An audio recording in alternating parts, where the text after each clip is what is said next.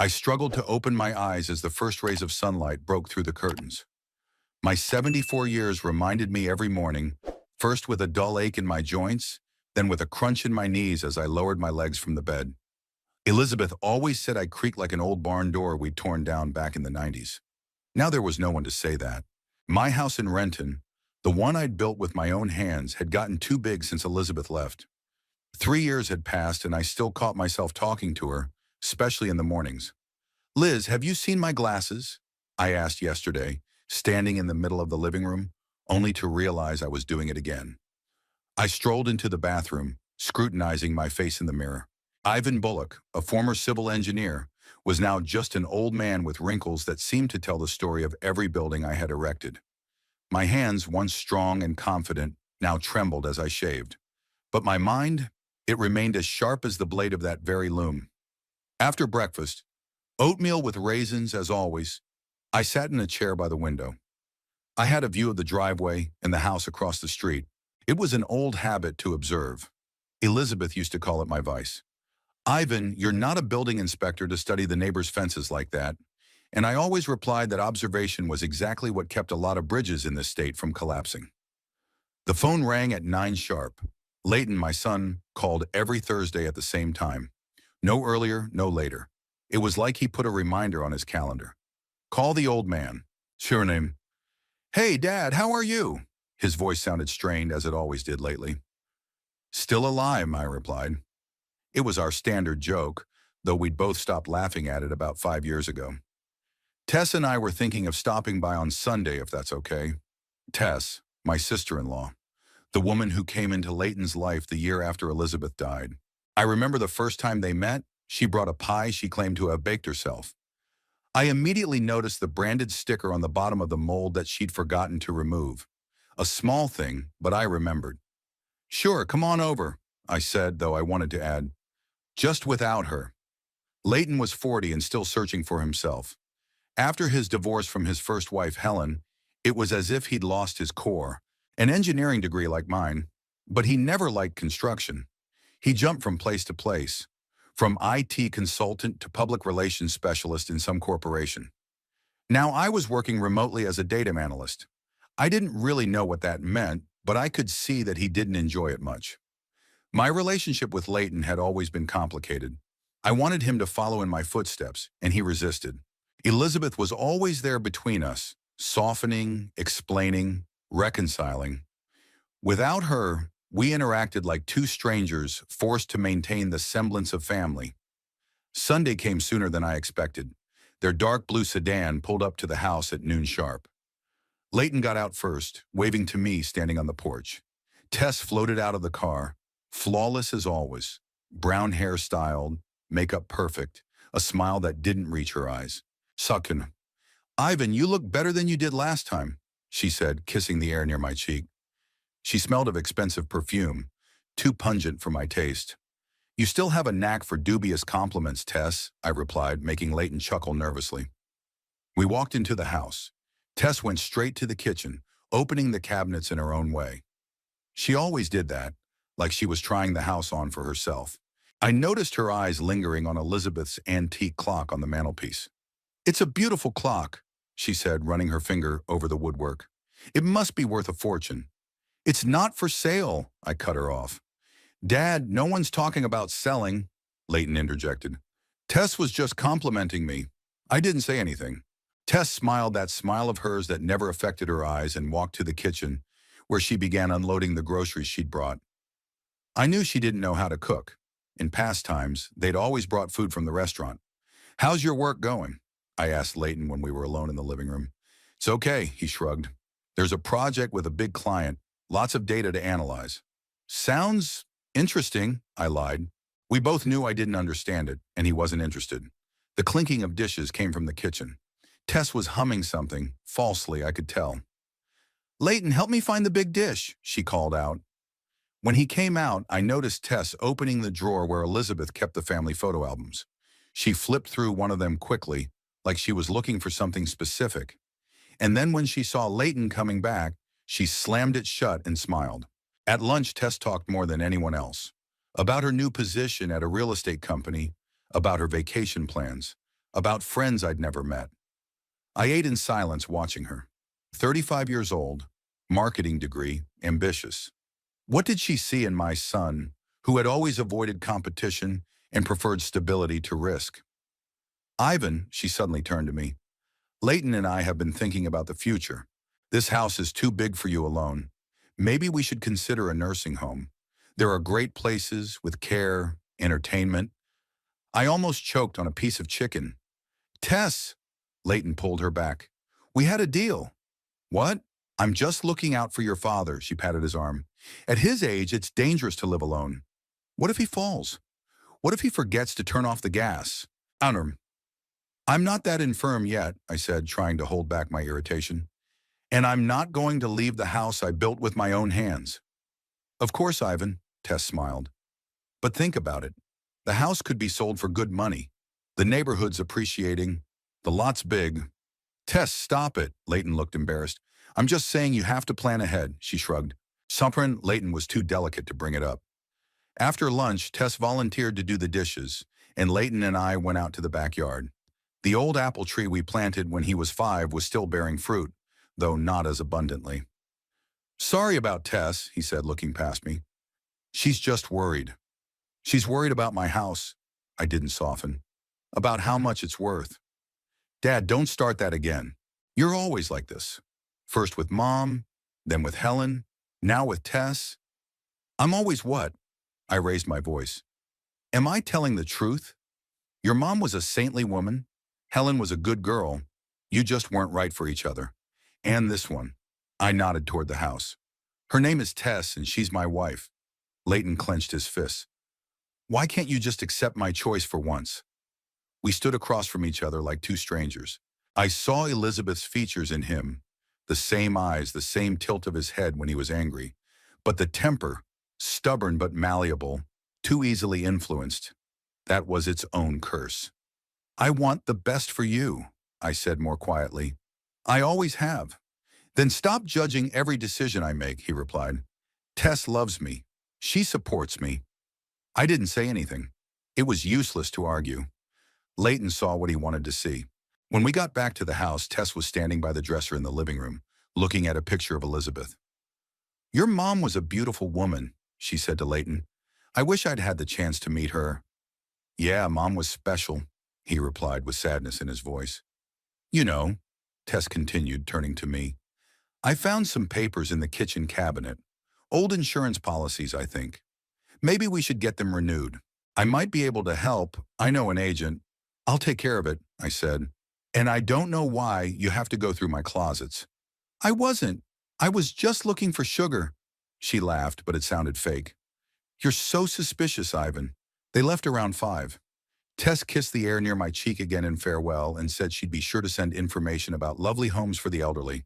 Leighton gave me an awkward hug, as always. I stood on the porch, watching their car disappear around the corner. An uneasiness grew inside me that I couldn't quite pinpoint. Something about Tess had been nagging me since day one.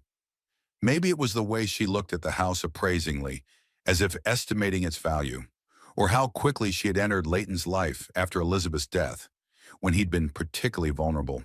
Back in the house, I made my way to the kitchen and opened the cabinet where the papers were kept. It wasn't as I'd left it. Folders lay in a different order. Some papers were displaced. I looked through the contents, the insurance on the house, the will Elizabeth and I had made years ago, where everything went to Leighton. The thought of Tess taking an interest in my finances made me cold. But what could I tell Leighton? That his wife was going through my files? He'd just brush it off, say I was paranoid, that I saw a threat where none existed. I couldn't sleep for a long time that night. I kept thinking about bits and pieces of the conversation, about Tess's glances, about her interest in Elizabeth's watch, in the insurance, in the value of the house. Something was wrong here, and I could feel it with my whole being. But Leighton was blind, or didn't want to see. I got out of bed and walked to the window. The full moon lit up the backyard, the old apple tree, the bench where Elizabeth and I liked to sit on summer evenings. I missed her now, her advice, her understanding, her quiet wisdom. What am I going to do, Liz? I whispered into the darkness. How do I protect our boy? There was no answer. Only the silence of the night house and the growing worry in me for my son, who seemed trapped by a woman with cold eyes and a fake smile. It's been a week since Leighton and Tess's visit. Their talk about nursing homes and the value of my real estate kept me on my toes. I couldn't shake the feeling that something else was lurking behind Tess's mask of concern. Elizabeth had always said I had a flair for people, and in my 74 years, I'd learned to trust that flair. Thursday, as usual, Leighton called. His voice sounded strained. "Dad, Tess found some senior residences for you. Very nice places with medical care." "I'm not going to move," I answered sharper than I intended. "Suctionunanum. No one's forcing you to," he sounded annoyed. "Just think about it. At your age, living alone—" "At my age," I interrupted, "it's up to me to decide where I want to live. I built this house, and this is where I'm staying." There was a long pause. "Okay, whatever you say," Leighton said at last. "By the way, Tess and I are thinking of taking a loan to develop her business. She wants to open her own real estate agency." "And what does that have to do with me?" I asked, although I already knew where he was going. "We need a guarantor. The bank asks for additional guarantees." Here it is. I felt a wave of anger rising inside me. "A guarantor? You want me to vouch for Tess's business?" "Dad, this is a good opportunity for us. Tess knows real estate. She has experience." "She has experience?" I couldn't keep the sarcasm out of my voice. "What kind of experience? Wasn't she in marketing or sales?" Her story changes every time I hear it. "She retrained," Leighton's voice became defensive. "Took courses, got her license." "How much do you want to charge?" He said an amount that took my breath away, almost the value of my house. "Are you crazy? That much for a startup business? Tess knows what she's doing. She has a business plan." "No," I said firmly. "I'm not going to bail her out. This is crazy, Leighton." "I knew it!" He was almost yelling now. "You're always like this, never supporting me, never believing that I can do this." "It's not about you," I tried to explain. "It's Tess. I don't trust her." "You know what? Forget it. We'll find another way." And he hung up. I sat in the chair, clutching the phone, and felt my heart pounding in my chest. Something was wrong here. Tess had been too insistent in trying to get to my money and possessions. First the talk of selling the house, now the loan with a guarantor. What's next? I decided it was time to take action. The next day I called my old buddy Perry Williston, an ex-cop. We had met when I was building a house for his sister and had kept in touch ever since. Perry was 5 years younger than me, but long since retired. "Perry, I need your help," I said without preamble when he picked up the phone. "Can you run a trace on one person?" "Who this time, you paranoid old man?" He grinned. "My sister-in-law, Tess Grimshaw, now Bullock. 35 years old, works in real estate, or marketing, or something." I told him about my suspicions, about Tess's persistent attempts to get me to sell the house, about the loan. "Sounds suspicious," Perry agreed. "Give me a couple days and I'll see what I can find out." Perry called back 3 days later. His voice sounded worried. "Ivan, your sister-in-law is a dark horse. Real name is Tessa Greenwood. Changed her name to Grimshaw 6 years ago. Before that, she was married to one Roger Carmichael, an elderly drugstore owner. He died in strange circumstances, leaving her a decent fortune. Relatives tried to contest the will, claiming she had manipulated it, but it didn't work out. Then she disappeared for a couple years, reappeared with a new name, worked all sorts of jobs, never lasted long anywhere." I listened, feeling the cold creeping into my bones. "There's something else," Perry continued. "She was in trouble with the law. Petty fraud, the charges were dropped, and she was on a financial fraud case with a company, but they couldn't prove her involvement." "Thanks, Perry," I said, digesting the information. "You have no idea how important this is." "I do," he said seriously. "Be careful, Ivan. If your suspicions are correct, this woman is dangerous." After that conversation, I decided that I had to see for myself what Tess was doing. I started following her, as much as I could for a 74-year-old man. Bought a prepaid cell phone so Leighton wouldn't know I was calling. Took a few cab rides into town and watched the office building where Tess supposedly worked. One day I got lucky. I saw her leaving the building in the company of a man. tall in an expensive suit. They got into his car and drove off.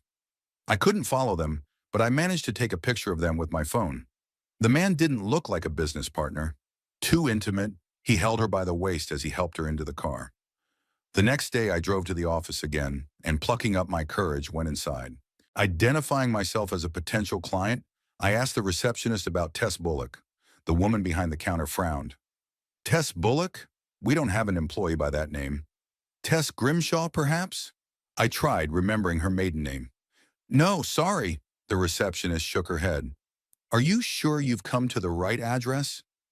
I apologized and walked out, feeling the pieces of the puzzle begin to fit together. Tess had lied to Leighton about her job. What else was she hiding?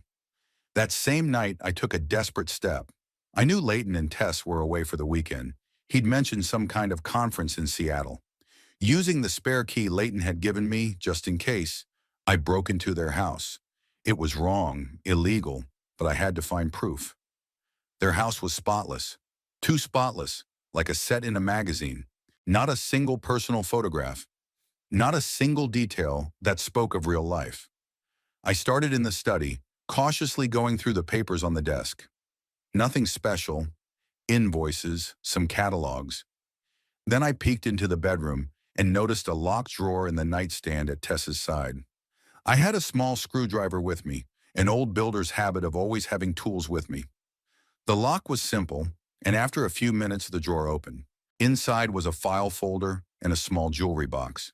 In the box was jewelry, expensive by the looks of it, and several pictures of men. One of them was the one I'd seen Tess with outside the office.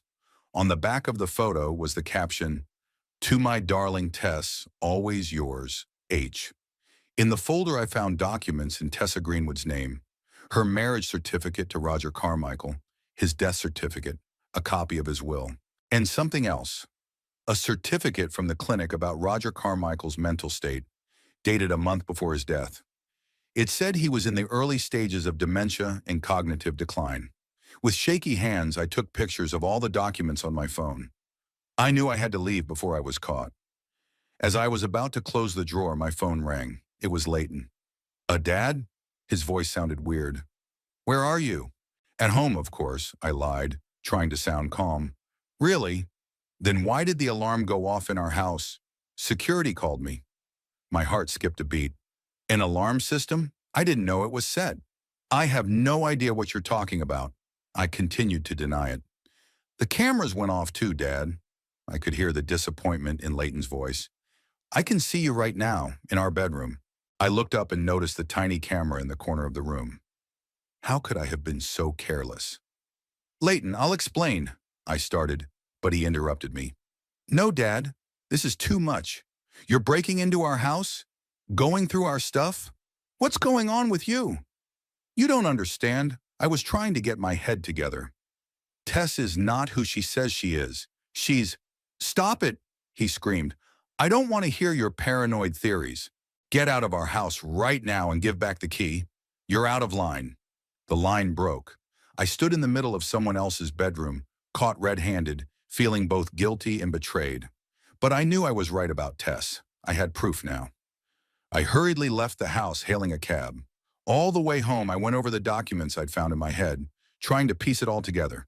Tessa Greenwood, a.k.a. Tess Grimshaw, a.k.a. Tess Bullock. The woman who married an elderly man with onset dementia and inherited his fortune after a strange death. A woman who had lied about her job, about her past. And now she was married to my son, trying to gain control of my home and property. History was repeating itself, and I had to stop it. At home, I immediately rushed through the photos I'd managed to take. They confirmed my worst fears. Tess was a money hunter, and now my family was her target. But how do I convince Leighton of that? Especially now that I'd completely undermined his trust by breaking into their house? I decided to call Perry and tell him about my findings. He listened intently and whistled. "You're in trouble, man, but you're right about her. It's a classic scheme. Find a vulnerable man, marry him, get access to money and property, and then disappear, or worse." "What do I do?" I asked, feeling helpless for the first time in years. "Lie low for now. I'll try to find out more about this Carmichael's death. And you don't make any sudden movements. If she's dangerous, as I think she is, it's best to proceed with caution. I agreed, but inside I was seething with powerlessness. My son was in danger, and there was nothing I could do because he didn't believe me. The next day, Leighton came to pick up the key. He looked tired and angry. We stood on the porch, avoiding looking each other in the eye. "How could you, Dad?" He finally spoke up. "Breaking into our house, going through our stuff?" "I'm worried about you," I replied. "Tess isn't who she says she is." "You're doing it again?" He raised his voice. "You just can't accept that I'm happy with another woman after Helen." "That's not the point." I tried to remain calm. "I have proof. Her real name is Tessa Greenwood. She was married to an elderly man who died in strange circumstances, leaving her a fortune. She's lying about her work." "Enough!" He raised his hand, stopping me. "I don't want to hear this nonsense. Tess told me about her past, about her first husband, about the problems with his family. Everything you're saying is a twisted version of the truth. You twist the facts to fit your paranoia." "Leighton, please." I took a step toward him, but he backed away. "Just verify what I'm saying. Call the company where she supposedly works. Ask her about Roger Carmichael, about the reference from the clinic." "I know about Roger," he interrupted. "Sure. Tess said you'd be digging. She warned me. She was afraid you'd find a way to ruin our marriage. And here you are. You're doing it. She's manipulating you." I felt despair squeeze my throat, just like she'd manipulated Roger. "Give me the key." He held out his hand. "And please don't call me until you're ready to apologize to Tess." I took the key out of my pocket and put it in his palm. Our fingers touched, so different hands, but with the same lines in the skin, the same curve of the thumb. Father and son. "Be careful," I said quietly. "Just be careful." Leighton didn't say anything back. He turned and walked away, leaving me standing on the porch of the house I'd built for the family that was now falling apart. I went back inside and sat in a chair, looking at Elizabeth's picture. What would she do in my shoes? She was always wiser than me, always finding the right words. "I'm losing him, Liz," I whispered. "I'm losing our boy." But I knew I wasn't giving up. Even if Leighton didn't want to listen to me, I had to find a way to protect him. Because I could feel it. Tess had just started her game, and the stakes were too high. It had been 2 weeks since Leighton and I had fought. 2 weeks of silence, punctuated only by calls from Perry, who continued to gather information about Tess. He'd learned that the police were indeed investigating Roger Carmichael's death, but that there wasn't enough evidence to press charges. Strange coincidences, suspicious circumstances, but nothing concrete. My house, once filled with life and laughter, now seemed like a crypt. I went from room to room, going through old photographs, remembering the times when Leighton was a child, when Elizabeth was alive, when we were a family. Sometimes I felt like I was going crazy with silence and anxiety. On Thursday, when Leighton usually called, the phone was silent. I couldn't stand it and dialed his number myself, but he didn't answer. I left a message, short, discreet. "It's me. Just wanted to see how you were doing. Call me when you can." There was no reply. On Friday, I decided to take a walk to the store. My old pickup had been in need of repair for a long time, and I preferred to walk when the weather permitted. Renton was a small town, and it was only a leisurely 15-minute walk to the nearest supermarket. It was one of those fall days when the sun is deceptively bright, but the air is already permeated with cold. I walked slowly, leaning on my cane, not so much out of necessity as out of caution. My knees aren't what they used to be, especially in wet weather. As I turned the corner, I saw a familiar car, Leighton and Tess's dark blue sedan, parked outside Margie's Cafe. My heart skipped a beat. They're in town and didn't tell me? My first impulse was to go in and talk, but something stopped me. Maybe intuition, maybe years of working on construction sites where one wrong move could cost a life.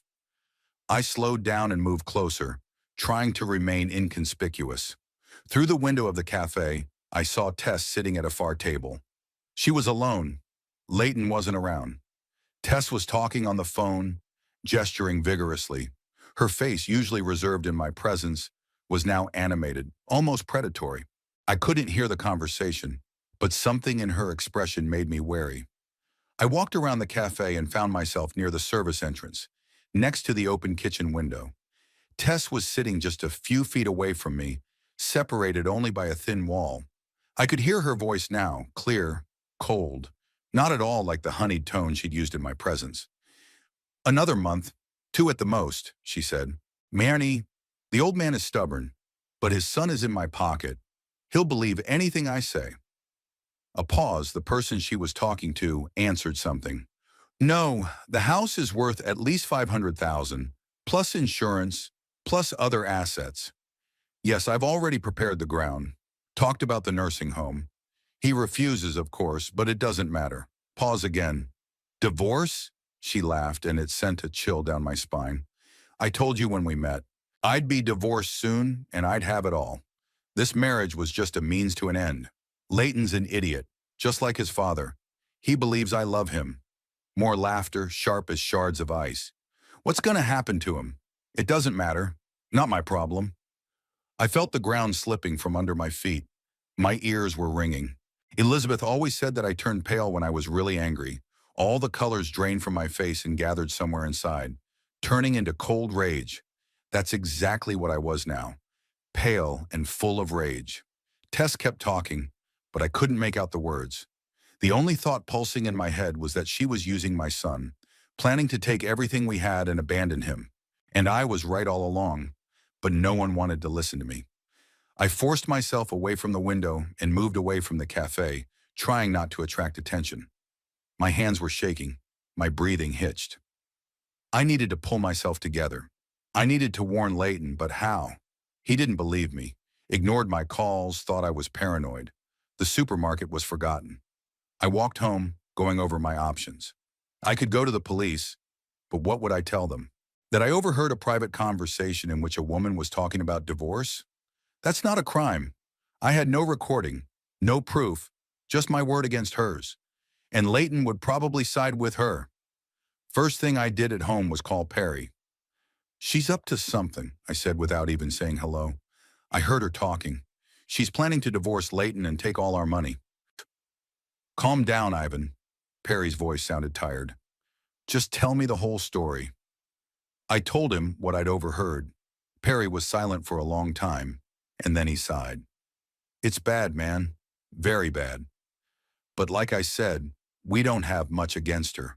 Her first husband died of a heart attack, officially natural causes.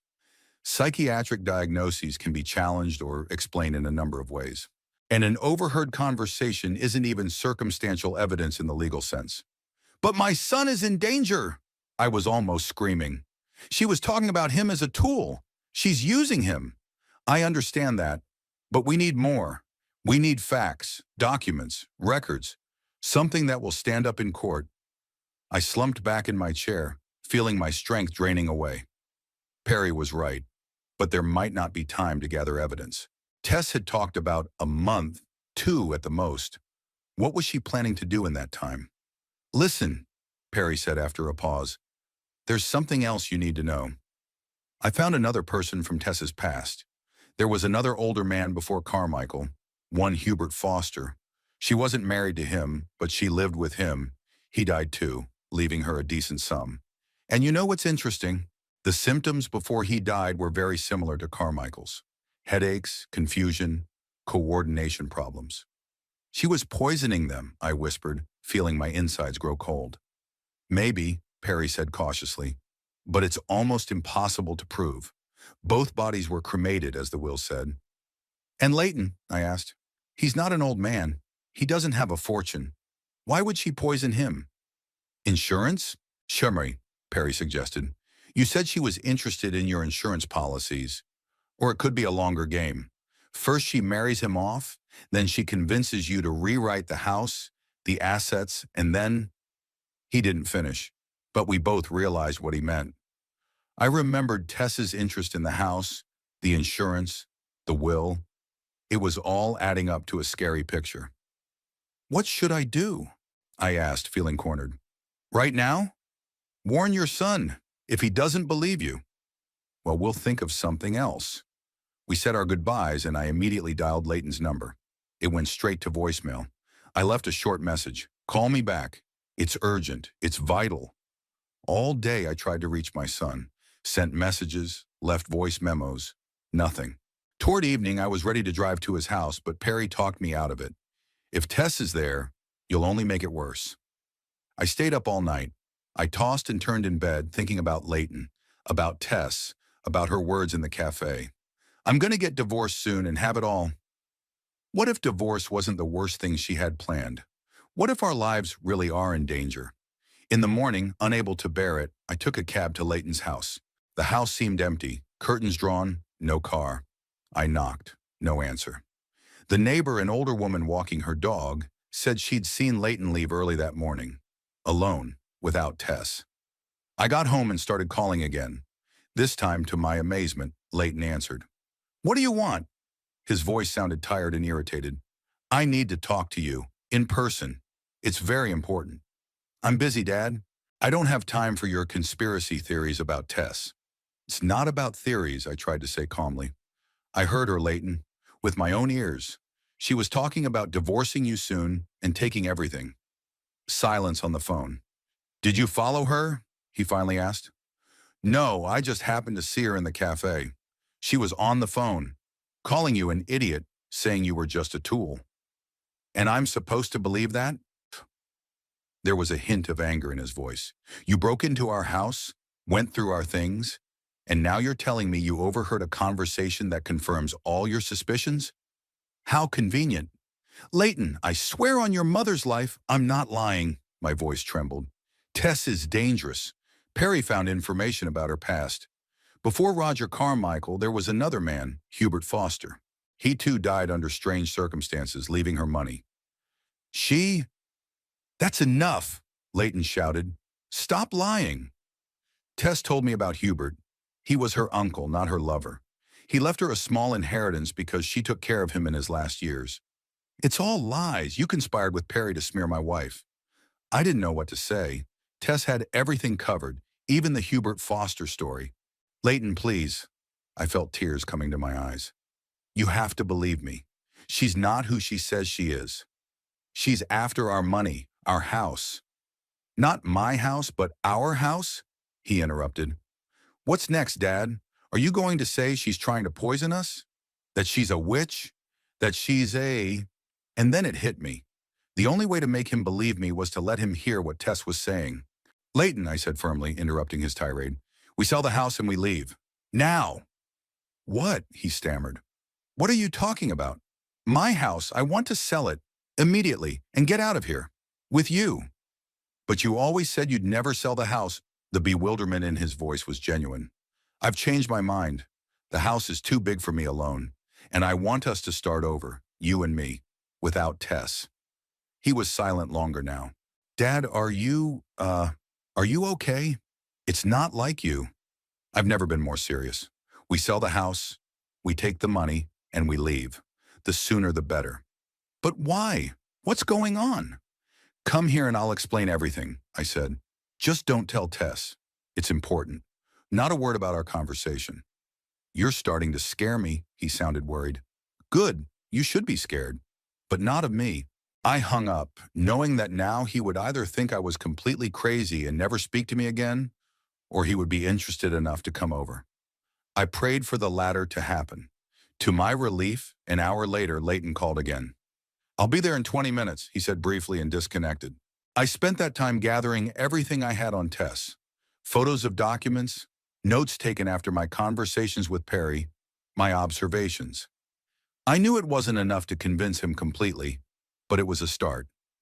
Leighton arrived exactly 20 minutes later. He looked tired, with shadows under his eyes that I hadn't noticed before.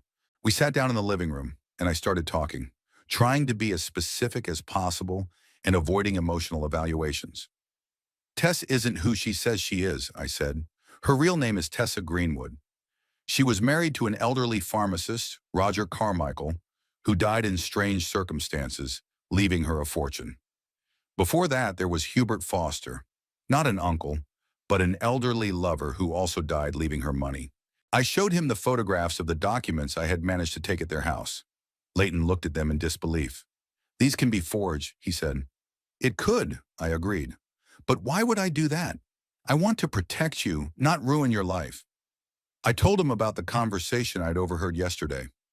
I repeated Tess's words as accurately as I could. With each word, Leighton's face grew more and more tense. That, it doesn't sound like her, he said, but there was no longer the same confidence in his voice.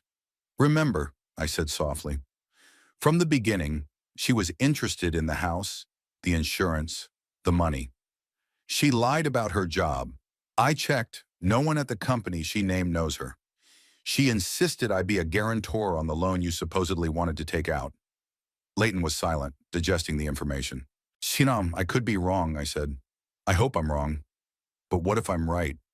What if she really does plan to hurt you? You and me. For the money. What are you suggesting? He asked after a long pause. Check it out. Set a trap. I'll tell her I'm going to sell the house and sign the money over to you. See how she reacts. How's that going to help? She might just be happy for us. Or she might reveal her true intentions if she feels the money slipping through her fingers. We worked on the plan for hours. We decided that I would call Tess and tell her I wanted to reconcile, that I was willing to sell the house and support them financially. Leighton will listen in on speakerphone. If she reacts normally like a caring wife and daughter-in-law, maybe I really was wrong. If not, as we dialed Tess's number, my hands shook. I could feel my heart pounding in my chest. Leighton sat next to me, tense as a string. 1 ring, 2, 3. Ivan? Tess's voice sounded surprised. Is something wrong? Tess, I wanted to apologize, I began, trying to make my voice sound sincere. I've been unfair to you. You care about Leighton, and I appreciate that. Oh, she was quiet for a second. This is unexpected. Thank you. I've been thinking a lot about what you said, about the nursing home, about selling the house. You're right, it's too big for me alone. Really? She sounded interested. Have you changed your mind? Yes, I looked at Leighton, who was listening with bated breath. I've decided to sell the house. I'm putting the money into Leighton's account. You can use it as you see fit. Maybe for that business you wanted to start? Ivan, that's, wonderful. Her voice became sweeter than honey. I knew you'd come to the right decision. When do you plan to sell? As soon as possible. Already talked to the agent. He thinks it'll go fast. Tess, you have real estate experience, right? Maybe you could help me with the paperwork? Sure, she was practically purring. I'll organize it. I know a great notary who can help with the remortgaging. Leighton looked at the phone with an expression I couldn't quite pinpoint, a mixture of shock and disbelief. There's something else, I continued. I want you to help me update my will. I haven't done it since Elizabeth's death, and I realize now that it was irresponsible. Of course, Ivan. She could barely contain her excitement now. I'll arrange it. It's a very wise decision. We talked some more about the details, and I hung up. Leighton sat motionless, staring at one point. Do you still think I'm wrong? I asked quietly. Yeah, I don't know. He shook his head. It could have been a coincidence. She was just glad you stopped being so stubborn. Leighton? I put my hand on his shoulder. She didn't even ask where I was going to move to. She didn't ask about my plans. She was only interested in the money and the will. He was silent, but I could see that my words had accomplished their purpose. Doubt had been sown. Now we had to act quickly before Tess realized it was a trap. I suggest you move in with me for a few days, I said. Don't tell her you talked to me. Just say you're on a business trip or something. We can gather more information during that time. Verify everything I've told you. Leighton looked at me for a long moment, like he was seeing me for the first time. Then he nodded slowly. Okay, I'll stay for a couple days, but I'm still not sure you're right. And you don't have to be, I smiled weakly. Just be careful and keep your eyes open. When he went home to pack, I called Perry and told him about our conversation with Tess, about Leighton's reaction. You took the first step, Perry said. Now the key is not to scare her off too soon and gather evidence that will convince not only your son, but the police as well. I'm willing to sell the house, I said firmly. If it'll save Leighton, I'll sell everything I own. Point one on. Let's not rush into selling just yet, Perry advised. Let's get all the facts first. Then we'll decide what to do next. I agreed, but inside I knew I'd do anything. Sell the house, move away, start over, just to keep my son away from a woman who saw him only as a means to an end. A woman who talked about divorce and getting everything, as if it were not about lives, but about casino chips. The next few days flew by like a blur. Leighton moved in with me temporarily, telling Tess that he had an important project that required full concentration and needed quiet. She seemed to believe it, especially after my call about selling the house. She even offered to help with the paperwork and finding a realtor. The first thing Leighton and I did was go to a lawyer. Not the one who had handled my cases for years and knew Tess, but a new one, a young woman named Brenda Everett who Perry had recommended. She specialized in family law and property disputes. Brenda's office was located in downtown Renton, in a small room on the third floor. No ostentatious luxury, simple furniture, racks of legal literature, plants on the windowsills. Brenda herself, a thin blonde woman of 35, met us in an austere suit and with a penetrating gaze that seemed to see through people. "So," she said as we settled into the chairs by her desk, "Perry's outlined the situation, but I want to hear everything from you. From the beginning." Leighton and I looked at each other, and I started the story. About how I'd met Tess, about my first suspicions, about the documents I'd found in their house, about the phone call I'd overheard. Leighton occasionally inserted a clarification, but mostly remained silent, staring out the window with a detached expression. Brenda listened, taking notes, occasionally interrupting us with questions. When I finished, she leaned back in her chair and tapped her pen thoughtfully on her notebook. "It's a tricky situation," she said at last. "You have suspicions, but little legally relevant evidence. The documents you photographed were obtained illegally, by breaking into someone else's home. An overheard conversation is also dubious evidence without a recording. So what do we do?" Leighton asked, desperation in his voice. "Wait for her to try to poison us like her previous men?" Brenda shook her head. "Of course we don't. We need to be proactive. Protect your assets and create a legal barrier between your estate and your wife, Mr. Bullock." "Just Leighton," my son corrected. "And how would you do that?" "One, you need to make a new will for your father. The second is to set up a trust to transfer the assets. 3, Leighton, you should draw up separate property documents to protect you in the event of a divorce." "And the house?" I asked. "I really want to sell it. It's too big for me alone, and I don't want Tess to have it." "Selling it is an option," Brenda agreed, "but you have to do it right so that the money is secure. I can suggest setting up a limited liability company through which the transaction will take place." We spent almost 3 hours in Brenda's office strategizing. She was pedantic and consistent, checking every detail and suggesting different scenarios. "The most important thing now," she said as we were finishing up, "is not to scare your sister-in-law away. Let her think everything is going according to her plan. Mr. Bullock." "Oh, Yvonne," I corrected automatically. "Yvonne, keep pretending you're going to sign it over to Leighton. Leighton, you're to behave with your wife as usual. No confrontations, no accusations until we're ready." Leighton and I nodded. The plan was clear: protect our assets legally, prepare the house for sale, and find a safe place we could move to, far enough away from Renton to start a new life. "One last thing." Brenda looked at us with a serious look. "If you fear for your safety, consider going to the police. Yes, you have little evidence to charge you with fraud or attempted murder, but you can register your concerns." "The police won't believe us." Leighton shook his head. "Tess has an impeccable reputation." "Maybe," Brenda agreed, "but sometimes the mere fact of going to the police can be a defense. If something happens, they'll know where to look." On the way home, Leighton and I discussed the next steps. We decided to start with an inventory of valuables in the house: photos, family heirlooms, documents that should not fall into the hands of Tess.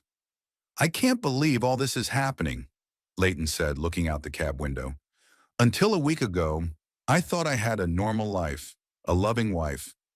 I put my hand on his shoulder, not knowing what to say. No words could ease the pain of betrayal. At home, we started in the attic.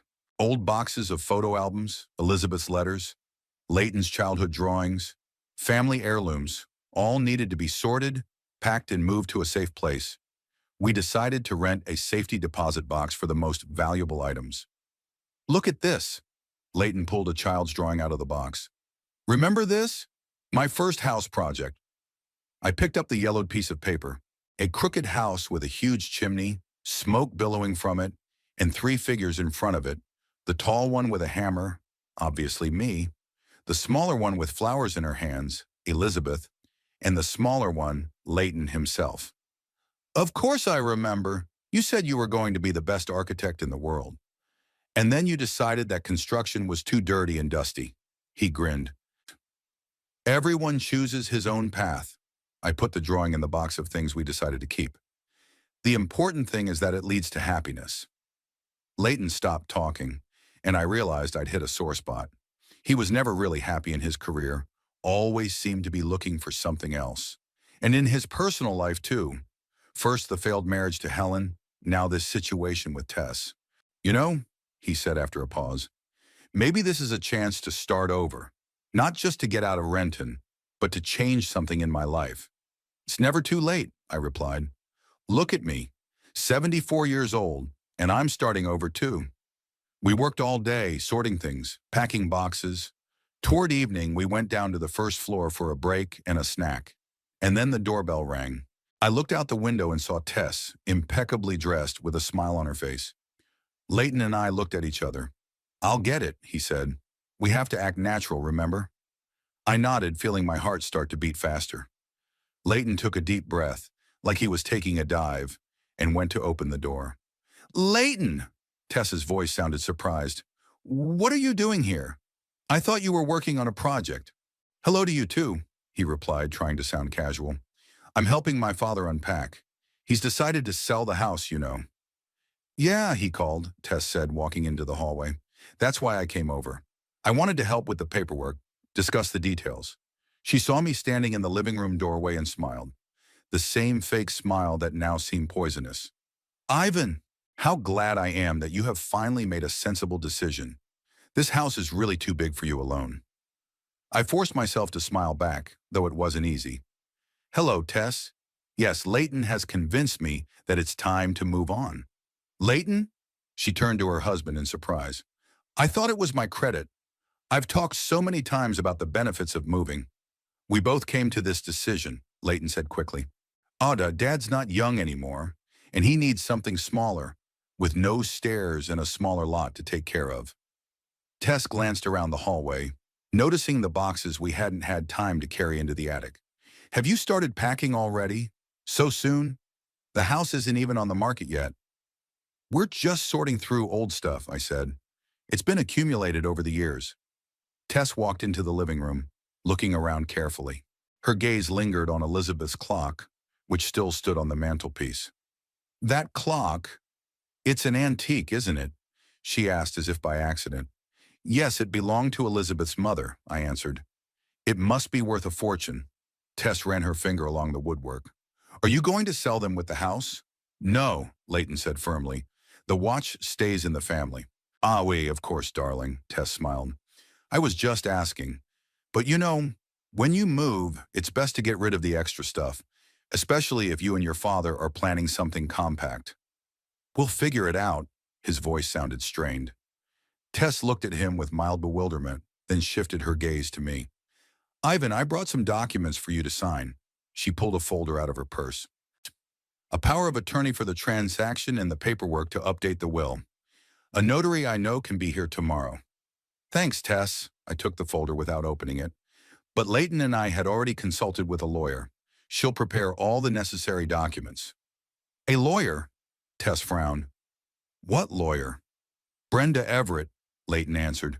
A very competent specialist in property matters. But why? Tess raised her voice, then quickly pulled herself together and smiled. I just don't see why you should spend money when I can organize everything. I have connections, experience. We appreciate your help, I said, but we prefer to have an independent consultant. Tess stood in the middle of the living room, and I saw something cold, calculating flicker in her eyes. For a split second, the mask slipped away, revealing her true face, and it was frightening. Whatever you say, she said at last, her smile tightening again. But I still need to talk to your Brenda, to make sure everything is organized properly. I'll tell her, Leighton nodded. She'll get in touch with you. Leighton, Tess put her hand on his shoulder. You seem tense. Is something wrong? No, just tired. He pulled away, trying not to make it too obvious. A lot of work with those boxes. I understand, she turned to me. Even, have you thought about where you're going to move? I've found some great options for senior residences. I haven't decided yet, I answered evasively. Maybe I'll buy a small house in the country. In the country? She didn't hide her surprise. But at your age, it's better to be close to medical care, to people. I'm not that infirm yet. I tried to make it sound carefree. And I like nature. Tess was clearly unhappy with this turn, but she kept smiling. She spent another hour or so at our house, asking about the plans for the sale, about the things we were going to take with us, about when the new will would be ready. Leighton and I answered evasively, trying not to give specific information. Finally, she started to head home, but before she left, she asked Leighton to walk her to her car. I watched through the window as they talked. She explained something emotionally, often touching his arm. He stood with his arms crossed over his chest and nodded. When Leighton returned, his face was grim. What did she say? I asked. Asked why I hadn't been home the last few days, why I hadn't answered her texts. Said she missed me, that the house was empty without me. He ran a hand through his hair. And then suddenly she said she was worried about you, that you were behaving strangely and she was afraid you were getting dementia. Suggested we get you tested before it's too late. Dementia? I couldn't hide my outrage. That's her new plan? To declare me incompetent? It sounds like it. Leighton sank heavily onto the couch. She said it happens a lot at your age and that we should take care of your condition before we do any paperwork. And what did you say? That you were perfectly fine, that you and I spend a lot of time together, and I would have noticed any signs of dementia. She didn't look convinced. I sat down next to him, feeling fatigue pile up on my shoulders. She's not going to stop, Leighton. She's realized now that something's wrong, and she'll look for other ways. I know, he stared into the space in front of him, but I didn't expect her to go this far. Declaring you incompetent it's a logical step for her, I finished for him. If I'm incapacitated, I can't dispose of property. She'll have a guardian, and it'll probably be you, my only relative. And you're her husband. God, Leighton whispered. She'd thought of everything. Not everything. I put my hand on his shoulder. She didn't expect us to reveal her plan, and now we have to move faster than we planned. We called Brenda and told her about Tess's visit, about her hints about my incapacity. Brenda listened and said she would get right on the paperwork. She also suggested that I get a medical examination to document my legal capacity in case Tess did try to challenge my actions in court. We need to expedite the sale of the house, Leighton said when we were done talking to Brenda. Tess suspects something, and I'm afraid she might take more drastic action. I agree, I nodded. We'll start looking for a buyer tomorrow. No realtor, no ads. Maybe Perry knows someone who would be interested. What about my stuff in her house? Leighton asked. There are important documents, personal items left there. We'll pick them up when she's at work, I decided. But we have to be careful. After I broke into your house, she might have installed additional cameras or an alarm system. All evening, we planned our next steps. Leighton called work and took a 2-week leave of absence. For family reasons. I made a list of everything that needed to be done. Medical exams, new paperwork, finding a buyer for the house, organizing the move. Where are we going? Farham, Leighton asked when we were done discussing it. I wondered. I'd never left Renton for a long time in my entire life. It's where I grew up, where I met Elizabeth, where Leighton was born. But now this town, so familiar and native, seemed dangerous. My cousin Holt lives in Oregon, in a small town by the coast, I said. We haven't seen each other in years, but we keep in touch. Why don't we go there first? Storytime. That sounds good, Leighton agreed, as long as Tess can't find us. I couldn't sleep for a long time that night. Everything that had happened seemed like a nightmare that I couldn't wake up from. I lay there in the dark, staring at the ceiling, thinking about the woman who had come into our lives for the sole purpose of taking everything we had. About the woman who may have killed 2 men for money, about the woman who now knew we suspected something. I listened to the sounds of the house, to the ticking of Elizabeth's clock, to the creaking of the floorboards. This house that I had built with my own hands that was supposed to be a safe haven for my family now seemed vulnerable. I thought about the fact that tomorrow we would begin the process of separating from it, from everything that had been our life. And yet, despite the fear and anxiety, somewhere deep inside I felt relief. Leighton was finally seeing the truth. We were together again, father and son, ready to protect each other, just like we used to be, before our paths parted. In the morning, I was awakened by a phone call. It was Tess, her voice sounding concerned. "Ivan, I'd like to meet with you today. There are important matters regarding the sale of the house that we need to discuss." The next morning, there was a persistent knock on the door. I hadn't finished my morning coffee yet, and Leighton was up in the attic with another batch of boxes. I saw Tess through the window, her face a look of impatience and a folder in her hands. When I opened the door, I felt a wave of cold air, or maybe it was a premonition of the coming storm. "Ivan," she came in without waiting for an invitation. "We need to have a serious talk." "Where's Leighton?" "Upstairs," I answered, trying to stay calm. "Sorting out his things." "Leighton," she shouted, ignoring me. "Come down here, please." A moment later, my son came down the stairs. When he saw his wife, he froze halfway down, then came slowly toward us. His face was impenetrable, an expression he'd learned from me over the many years of poker nights together. "Tess, what's wrong?" he asked as if he didn't understand the reason for her visit. "What's wrong?" Her voice shook. "I just talked to Ashton Pierce. You know who that is? The realtor who appraised your house, Ivan, 6 months ago when I offered to move in. He said you contacted him yesterday. And you know what's interesting? You didn't mention me as a contact. You didn't say I had anything to do with this deal at all." Leighton threw a quick glance at me. "Yesterday, after her visit, we did contact several realtors hoping to expedite the sale of the house. But I had no idea that one of them was related to Tess." "Tess," I began conciliatorily, "this is just a misunderstanding.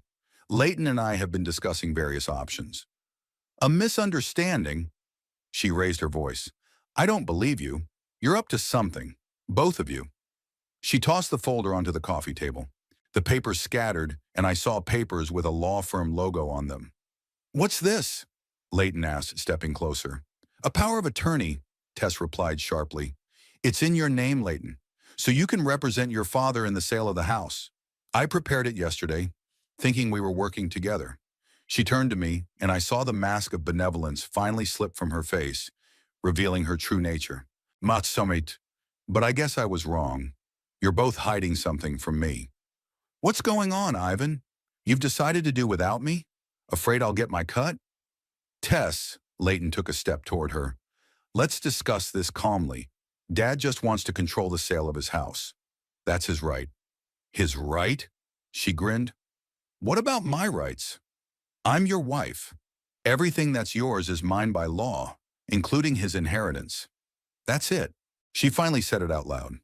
Even Leighton, who might still have doubted my suspicions, now saw her true intentions. "Tess," I said, trying to stay calm, "my house is my property. Not Leighton's, and certainly not yours." "Not yours yet," she squinted. "But it will be soon. And if you think you can fool me, you're sorely mistaken. I have my methods." She pulled a cell phone out of her purse and showed us the screen. It was a recording. I recognized myself and Leighton sitting in Brenda Everett's office. The recording had no sound, but the image was clear. "I hired a private investigator," Tess said with triumph in her voice. "After your invasion of our home, Ivan, I decided I'd better be careful. And as you can see, I was right. You both went behind my back to a lawyer to deprive me of my rightful share." "Tess," Leighton's voice sounded tired, "we weren't trying to deceive anyone. We just wanted independent advice." "Don't lie to me," she almost shouted. "I'm not stupid. Your Brenda Everett specializes in asset protection in divorce and inheritance disputes. Why do you need such a lawyer if you don't plan to cheat me?" She came right up to Leighton, looking him in the eye. "What did he tell you about me? That I'm after his money? That I'm some kind of fraud? And you believed him over me? Your wife?" Leighton was silent, not averting his gaze. I could see him struggling with conflicting feelings. The love he felt for this woman, even if it was based on a lie, and the growing realization of her true nature. "Tess," he finally said, "I think we need to talk." alone. Oh, now you want to talk in private? She laughed, but there was no mirth in that laugh. Why didn't you want to talk in private when you were planning to sell your father's house behind my back and rob me of my share? Because you don't have any share, I interjected. Not in my house, not in my money. Shut up, old man. She turned to me, her eyes flashing with unconcealed anger. You've always been an obstacle. From the beginning, you've stood between me and Leighton, poisoning his mind with your paranoid ideas. Tess, Leighton grabbed her arm. Don't you dare talk to my father like that. She wrenched her arm away and backed away, looking at both of us with undisguised hatred. Well, I see you're conspiring against me. Very well, but be warned, I'm not going down without a fight. I have my trump cards. She pulled another document out of her purse and threw it on the table. You know what this is? A psychiatrist's report on Ivan Bullock's probable dementia. I've made an appointment for you, Ivan, next week. Dr. Harris is a good friend of mine. He'll confirm that you're incapacitated and unable to manage your own assets. You can't do that, Leighton objected. You have no right to make an appointment for my father to see a psychiatrist without his consent. Like a loving daughter-in-law concerned about his health? Yes, I can, she smiled. And the court will back me up, especially when it finds out that he's been breaking into people's homes, stalking me, expressing paranoid ideas that I'm after his money. She turned to me. And when you're declared incompetent, guess who becomes your guardian? That's right, your only relative, Leighton. And since he's my husband, I'll be in control of all decisions. You're wrong, I said calmly. I have the results of a full medical examination yesterday, a full competency report signed by 3 independent specialists. And one more thing. I pulled my phone out of my pocket and turned on the tape, the one of Tess in the cafe, saying to her companion, I'm going to get divorced soon, and I'm going to have it all. Her face paled. It doesn't prove anything, she said, but without the same confidence. It could be about anything. How about this?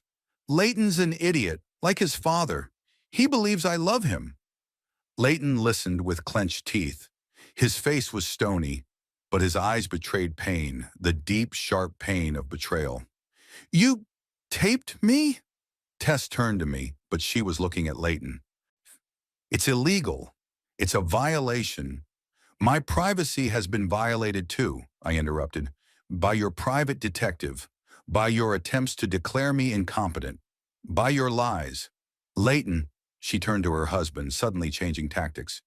You can't believe this. It's a fake, a montage. Your father is obsessed with destroying our marriage. He's always hated me from the beginning. Sam? Tess, Leighton said quietly. I heard that tape yesterday, and the other tapes too. What other tapes? There was alarm in her voice. Your conversations with Hugo Drake, I answered. Your friend from the law firm with whom you were planning how to gain control of my house. It was a bluff. No other records we had. But she didn't know that. None of this is true. She backed toward the door. You're trying to smear me, to take away my legal rights. What rights, Tess? Leighton asked. The right to manipulate me? The right to lie about your past, about your job, about your feelings for me? I've never lied about my feelings. She tried to take his hand, but he pulled away. What about Roger Carmichael? And I asked. And Hubert Foster? Did you love them too before they died under strange circumstances, leaving you the money? Shut up, she shouted. You know nothing of my past.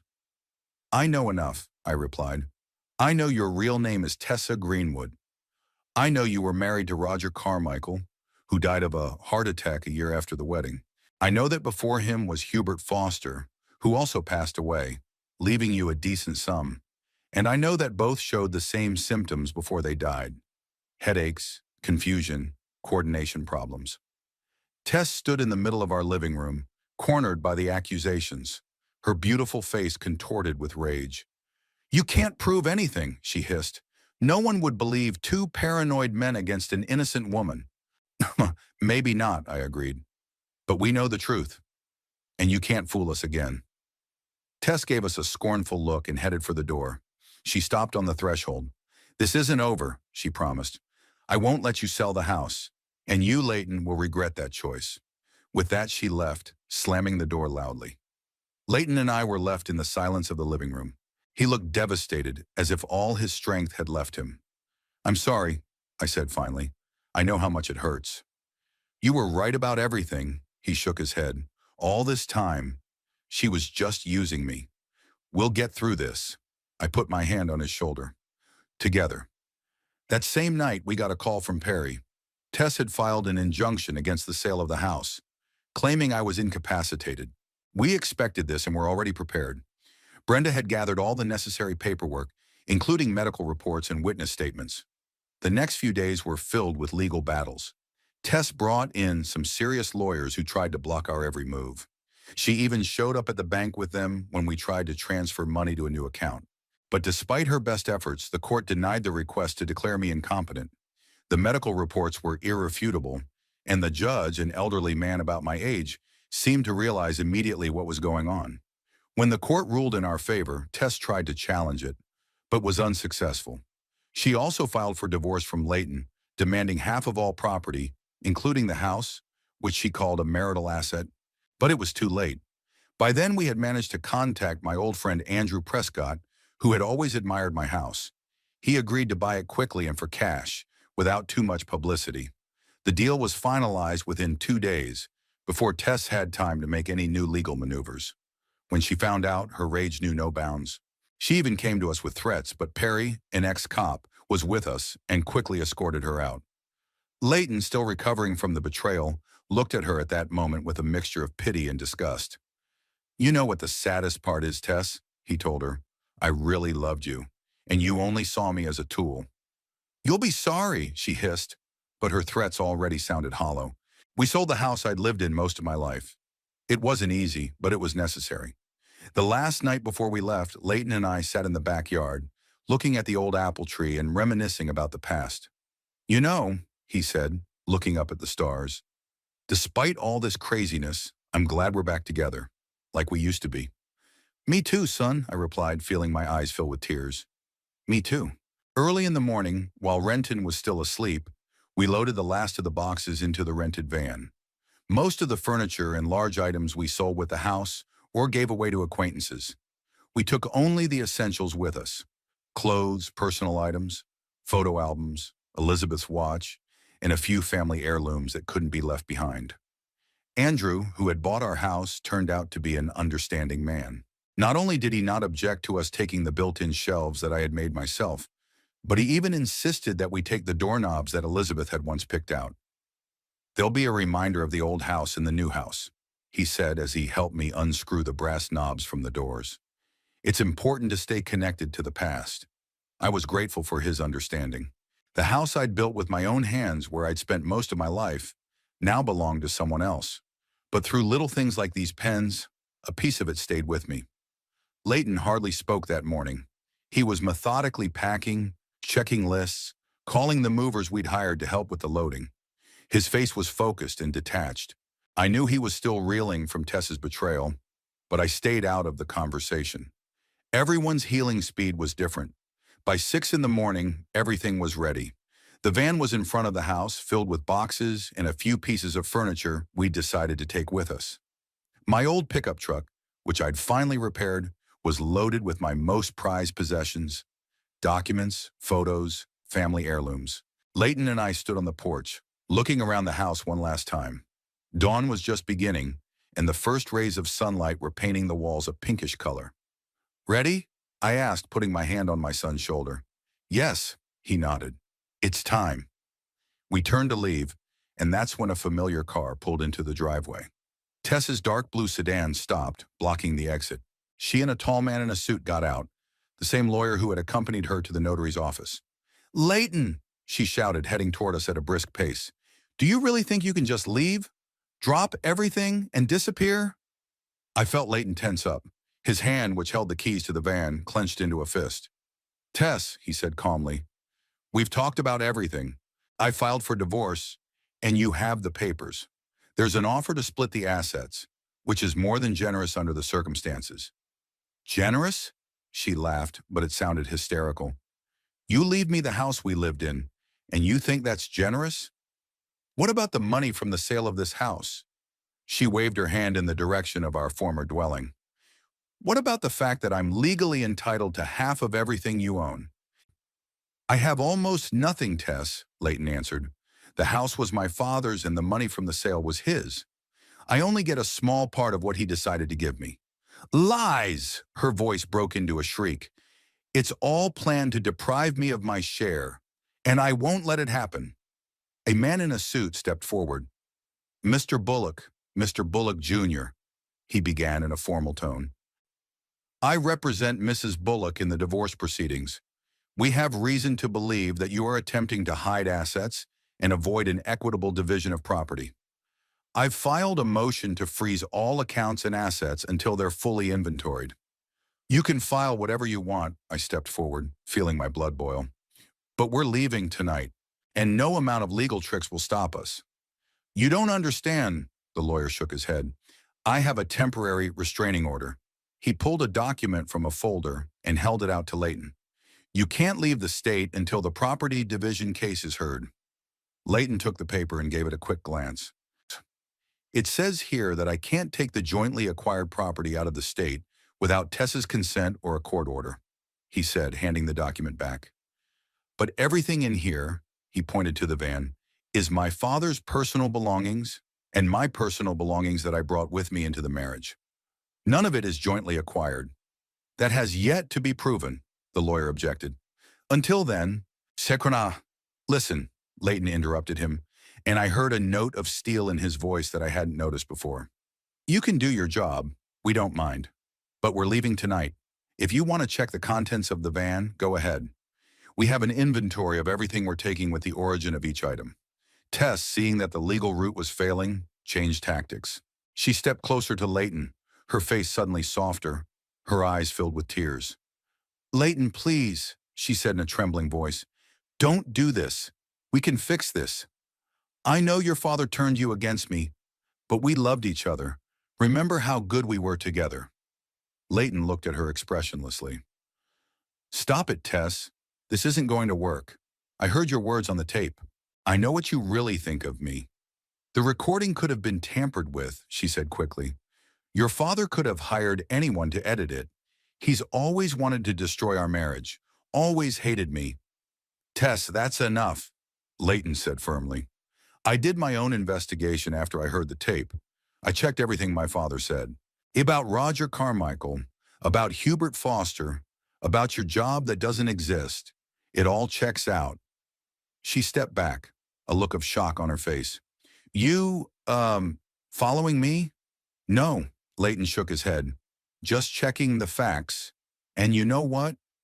Even without all that evidence, the way you've been acting these past weeks speaks for itself. Your greed, your threats, your attempts to incapacitate my father for money, these are not the actions of a loving wife. Tess looked at him, and I saw her expression change from feigned tenderness to pure, unadulterated rage. You're going to regret this, she hissed. Both of you will regret it. I'll destroy you in court, get every dime I can, and no amount of moving will save you. Do what you want, Leighton said calmly. But now get the car off the road. We're leaving. Tess didn't move. Her hateful eyes flicked from Leighton to me and back again. I'm not going to let you just drive away, she said. Not after everything I've put into this marriage. What have you put into it? Leighton grinned bitterly. Lies, manipulation, plans to get our money? I was your wife, she screamed. I cooked, I cleaned, I slept with you. I deserve compensation. And you will, Leighton said calmly, as soon as the court determines a fair share. Now please step away from the car. I saw her hesitate, something dangerous flickering in her eyes. For a moment I thought she would do anything to stop us, but then the lawyer put his hand on her shoulder and whispered something in her ear. She gave him an angry look, but nodded and stepped back. This isn't over, she said, looking at both of us. Sorry, I will find you wherever you are, and I will take what is rightfully mine. Nothing belongs to you, I replied calmly. It never has. Good luck in court. We got into the cars, Leighton driving the van, me driving the pickup. Tess and her lawyer watched us standing in the driveway. When we pulled into the driveway, she made no attempt to stop us physically, but her look promised that this wouldn't be the last time we'd see each other. We drove out of Renton in the early morning as the city was just beginning to wake up. As we drove past familiar streets, past places where my entire life had passed, I had a strange feeling, a mixture of regret, sadness, and, unexpectedly, relief. We were driving north toward Oregon, where my cousin Holt lived. I hadn't seen him in about 10 years, but we kept in touch. When I called him and explained the situation, without too many details, just saying we needed a place to stay for a while, he immediately offered his guest house. "It's empty most of the year anyway," Holt said, "and you can rest and decide what to do next." We drove in silence for the first hour. Leighton drove the van ahead. I followed in the pickup. As we crossed the state line, I felt the tension that had been stiffening my shoulders begin to let go. By mid-afternoon, we stopped for a bite to eat at a roadside cafe. Sitting at a table by the window, watching the cars go by, I was finally able to exhale. "How are you?" I asked Leighton, who was staring thoughtfully into his coffee. "I don't know," he answered honestly. "Everything happened so fast. Just a month ago, I had a normal life, a job, a wife, a house, and now I'm a 40-year-old man fleeing his hometown with his father, pursued by his ex-wife." "We're not running away," I countered. "We're starting over. That's different." He smiled weakly. "I hope you're right." We continued on our way after lunch. The road curved between the hills, gradually bringing us closer to the Oregon coast, where the town of Astoria was located, a new home for both of us, if only for a while. Holt met us at his house, a large wooden, white-painted house overlooking the ocean. He hadn't changed much in the years we hadn't seen him, still as sturdy as ever, with a gray beard and clear eyes like mine. "Ivan!" He gave me a big, manly hug. "It's good to see you, you stubborn old fellow." "You too, Holt." I patted him on the back. "Thanks for taking us in." "It's nothing," he said. "Family's family. And this must be Leighton?" He held out his hand to my son, who stepped out of the van, looking tired after the long drive. "Yes." Leighton shook Holt's hand. "Thank you for your hospitality, Mr. Bullock." "Just Holt," he laughed. Mr. Bullock is your father, always serious and correct. I've always been the family tomboy." I smiled, remembering our youth, when Holt had really been a bully, and I had been the straight guy who always followed the rules. The guest house Holt offered us was a cozy two-story structure at the end of his lot. There was a living room and kitchen downstairs and 2 bedrooms and a bath upstairs. The veranda overlooked the ocean, and the beach was only a 5-minute walk. "Make yourselves comfortable," Holt said, handing us the keys. "The fridge is stocked, and the wood for the fireplace is in the shed. I'm around if you need anything." Leighton and I started unloading the cars, organizing the few things we'd brought with us. It took the rest of the day, and by evening, sitting on the veranda with a cup of hot tea, watching the sun set over the ocean, I felt a strange calmness. "You know," I said to Leighton, who was sitting next to me, "I never thought I'd be starting a new life at 74. And I never thought I'd be divorced and without a permanent home at 40. He smiled weakly. "Life is full of surprises.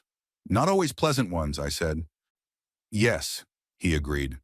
"But maybe sometimes we need even unpleasant surprises to shake ourselves up, to see things we hadn't noticed before." I looked at him in surprise. I hadn't expected such a philosophical thought from a son who had always been more of a practitioner than a dreamer. "And what did you see?" I asked. He was silent for a long time, looking at the horizon where the sun was slowly sinking into the ocean. "Swore, I saw that I had been living someone else's expectations for too long," he said at last. "First yours. You wanted me to be a builder like you. Then Helen, she wanted me to earn more money, to have a prestigious job. Then Tess, she wanted, well, we know what she wanted." He turned to me and I saw something new in his eyes, a determination I hadn't noticed before. "It's time to start living my own life," he said.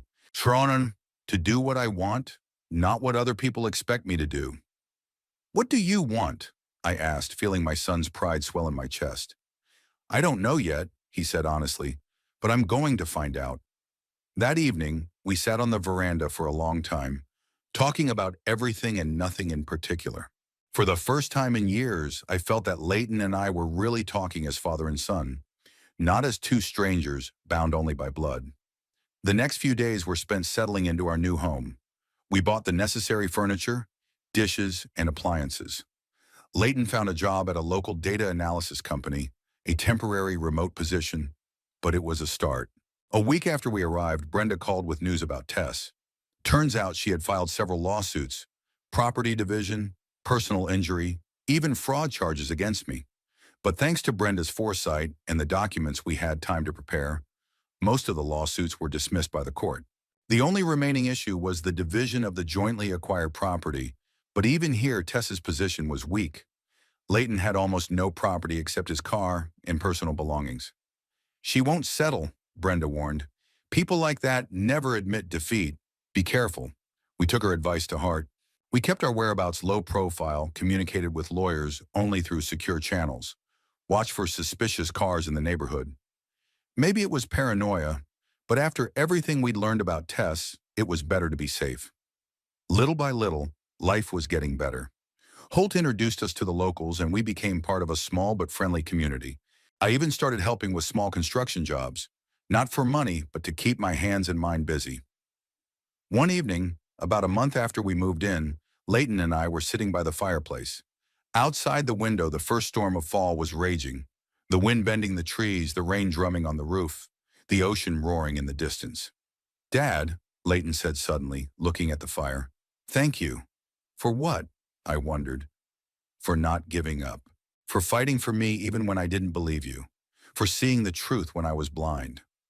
I looked at my son, a grown man who had been through betrayal and pain, but didn't break, and I felt my heart fill with pride. "You are my son," I said simply. "I will always fight for you." We were silent, listening to the crackling of the fire and the sound of the rain. "You know," I said at last, "I've thought about a lot of things during this time. About family, about betrayal, about what's really important in life. And what conclusions have you come to?" Leighton asked. I thought, staring at the flames dancing in the fireplace, that family isn't always those who are related to you by blood or marriage. Family is those who stick around when the going gets tough. Those who see the real you and accept you for who you are. Leighton nodded, and I saw understanding in his eyes. "Elizabeth always knew that," I continued. "She didn't create a family out of obligation, but out of love and caring. And I'm only now beginning to realize how much wiser she was than I was." "Mom was special," Leighton agreed. "She'd be proud of you now, the way you protected our family." Those words touched me to the core. I'd always thought I'd failed Elizabeth by failing to keep the family together after she died. But maybe now, through all the trials, Leighton and I had finally found our way back to each other. "We'll get through this," I said, looking at my son. "No matter what happens, we'll get through this together." "Yes," he smiled. And in that smile, I saw a reflection of Elizabeth's smile. Together. The storm continued to rage outside the window, but inside our little house it was warm and peaceful. I knew that Tess would still make her presence known, that there were more challenges ahead, that starting a new life at 74 was a challenge not everyone was ready to take on. But I also knew that I was no longer alone, that I had my son by my side, who finally saw me not as a strict, demanding father, but as someone who loved him and would do anything for his well-being. And in this knowledge was the strength that would be enough to overcome any obstacles that would still come our way.